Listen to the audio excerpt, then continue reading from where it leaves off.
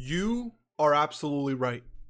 I apologize. I went through the comments under the last video I uploaded. I haven't liked all the comments just yet, but I saw that many people were, I wouldn't say upset, but they called out my pick for this character receiving an easy A.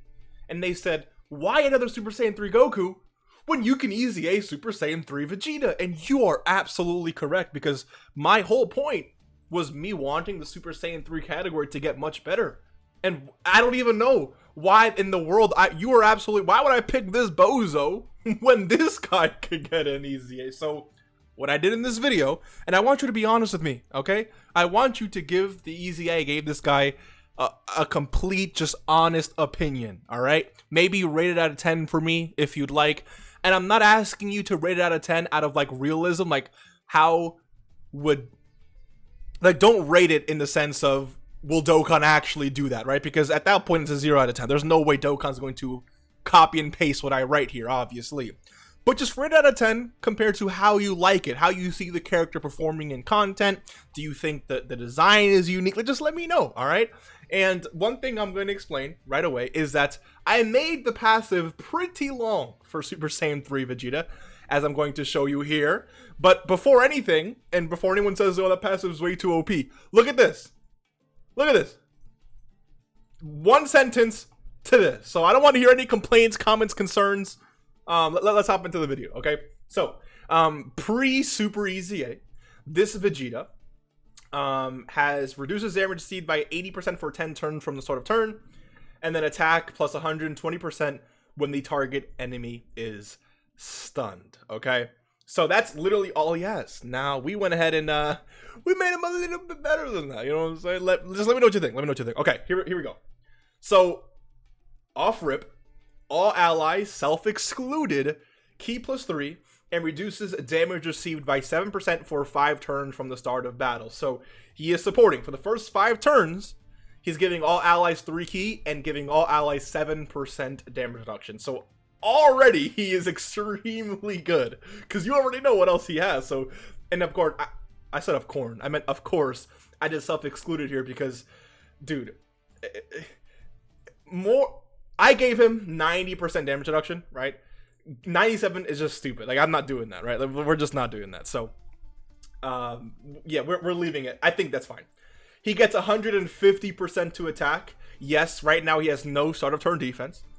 He gets attack plus 30% when performing a super attack. Reduces damage received by 90% for 10 turns from the start of turn. He has 90% damage reduction. Alright, it's very, very high. He gets Ki plus 1 up to 5. Defense plus 15% up to 150%. And chance of evading attacks, including super attacks, plus 10% up to 50%. With each attack received. So this is going to give him that, that basic insurance that once his damage reduction goes away, he's not going to be completely defenseless, right? He'll have, because let's be real, right? And within 10 turns, you're going to get hit 5 times, which is going to give you 5 Ki, which is going to get the super attack easy, which you don't really, who cares, right? But also the high chance to dodge. High chance to dodge, 50% is also very good defensively. But also, you're going to be able to get, I think this is what? 3, 6, 9, 12, 15. That's 2 attacks, so that's 10 attacks, I believe. Oh yeah, just times 10. What am I doing? 10 attacks is what you basically need to get your full defensive passive off, basically, okay? Let's continue. All allies Ki plus 1 and defense plus 30% starting from the turn in which this character receives 3 attacks in battle. So, this also applies to Vegeta. All allies Ki plus 1, so he'll have a max of 6 Ki and defense plus 30%, so he'll basically have a max of 180% to defense and high chance to dodge starting from the turn in which this character receives 3 attacks. So, we can complain about him not having any sort of turn defense, but the moment he gets hit, he's going to pretty much ramp up his defense pretty fast, on top of once he gets hit 3 times, getting an extra Ki and defensive boost here. That's also being applied to all allies. So, if, let's say, for example, right, you get hit, 3 times on turn 1, all allies are basically getting 4 Ki 7% damage reduction, and 30% defense from this Vegeta, which of course is a very strong, utility for this character to have. All allies self-excluded, Ki +1, and reduces damage received by 3% starting from the turn in which this character receives 7 attacks in battle. So, once this character receives 7 attacks, and again, the reason why I build him this way is because this guy was that character that you put in front of every attack. So this is a character who has high damage reduction, and because he has high damage reduction, you're putting him in front of attacks. If you're putting him in front of attacks, it makes sense that he has abilities in his kit that allows him to ramp up his stats, or whatever cool effects he can get every time he gets hit, plus extra effects he gets for every X amount of times that he gets hit. So basically, you are being massively rewarded to the point where once this character receives, let's say, 10 attacks, you're basically at 6 Ki, 180% to defense. All allies are getting 2 Ki, 3% damage reduction, as well as a 30% defense, on top of this sort of turn buff here for 5 turns.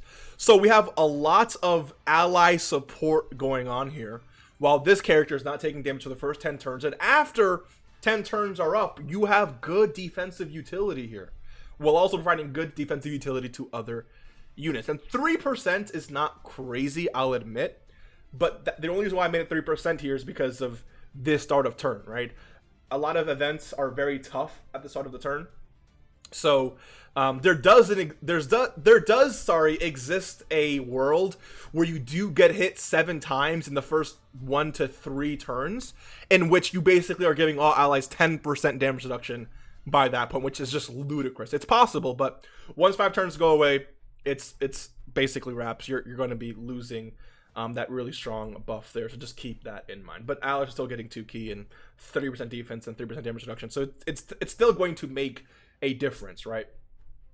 Reduces damage received by 20% starting from the 11th turn. There you go. So yes, he still has some damage reduction past the 10th turn. He is not going to be completely useless in terms of defense. So you basically have, again, 150, 180% to defense, 50% chance to dodge, 20% damage reduction.